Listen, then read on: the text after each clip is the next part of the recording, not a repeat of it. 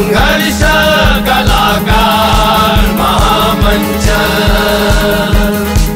संघर्ष कलाकार महामंच।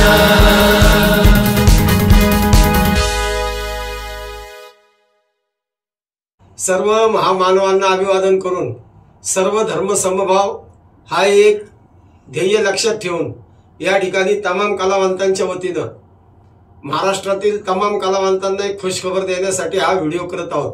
त्याचं कारण असं की पुण्यामध्ये एक नवीन संघटना जन्माला येत आहे आणि या संघटनेचं नाव तमाम कलावंतांच्या वतीनं संघर्ष कलाकार महामंच असं या संघटनेचं नाव आज या ठिकाणी आम्ही घोषित करीत आहोत।